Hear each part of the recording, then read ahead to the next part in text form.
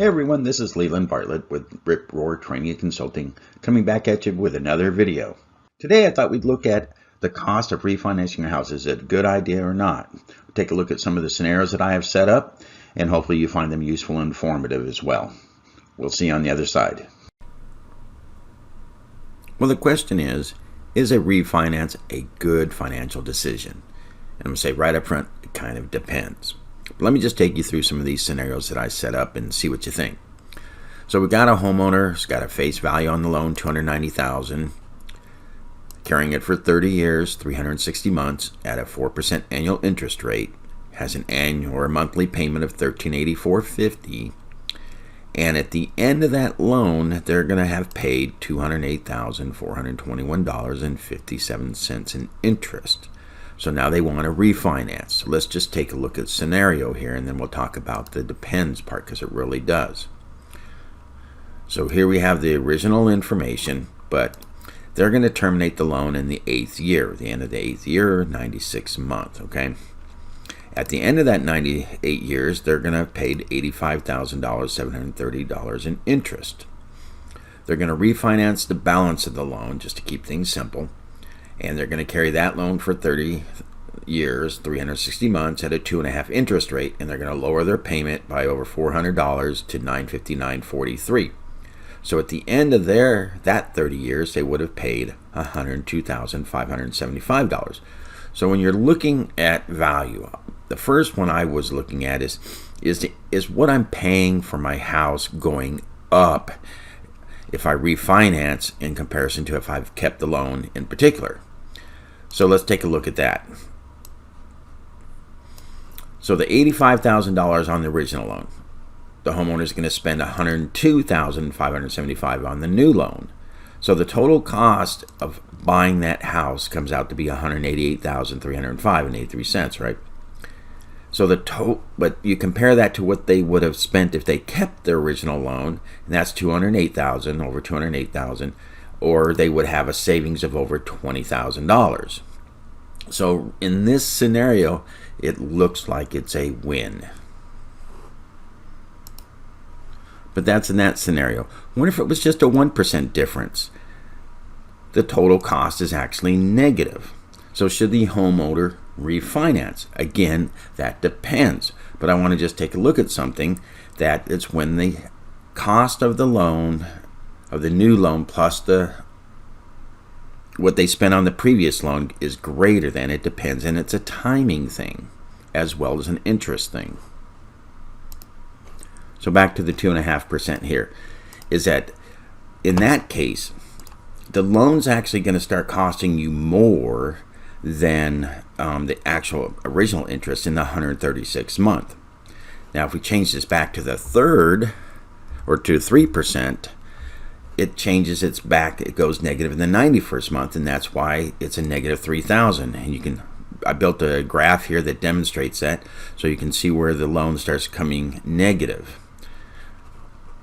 And then when you change that back to 2.5,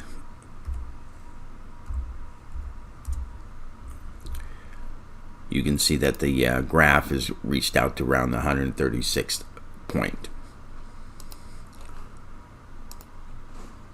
So when you're looking at the value of a refinance, you can look at the cost, and that's one aspect, and the timing, and it has to do with interest rate and timing, because the closer the interest rates are together, the sooner you have to do it. For example, let's say we did 3.5%. I just want to show this to you. Okay, so that's only a 0.5%. See, you're negative $27,000, and the loan goes negative in the first 46 months there. So if you refinance in the first 3 years, which is highly possible, I know I've done it, it does become from an interest, a cost standpoint, a positive thing. It's got $5,000. Again, that's over 30 years.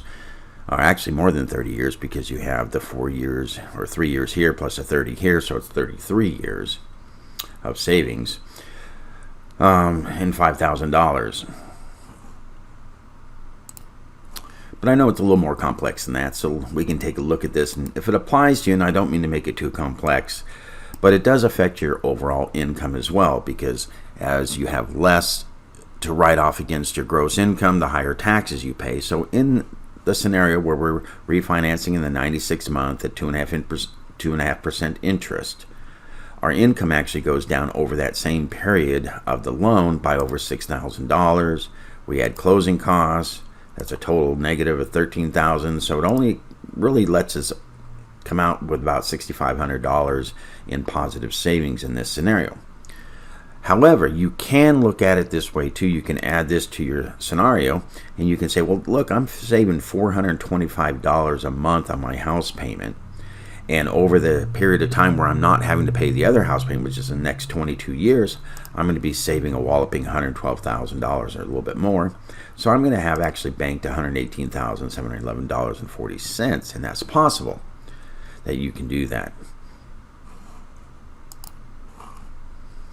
Let's say that you're not doing the refinance because you need the extra $400 a month. You're doing it because you want to reduce the value, because it's a smart business thing to do.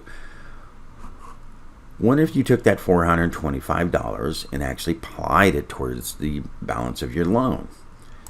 So here in this scenario here, we don't have it happening, so we can see there's the $102,000. But let's say we wanted to do it every month. We're just going to keep our house payment as it was, and we're just going to carry that out. What is the effect? Well, we're going to pay off the loan 12 years early. We're going to have, let me go back over to here, is that we're actually going to have a $62,000 savings in cost, because now we're paying 12 years less of interest. So there's that scenario too, where you can look at those different things. But if you're not going to do some of this, if you're simply not going to do some of this, then,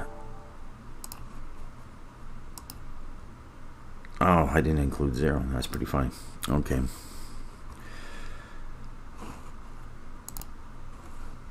So just in summary, whether the refinance, it really depends on what you're looking at to do with the money. I guess it's more of an emotional thing, but just from a financial thing, again, it depends on the interest rates you're having, and then correlated with that is when. Because if you get, for example, let's say you have a 2% loan here, it's going to go negative not until the 181st month. So again, just looking at a cost perspective.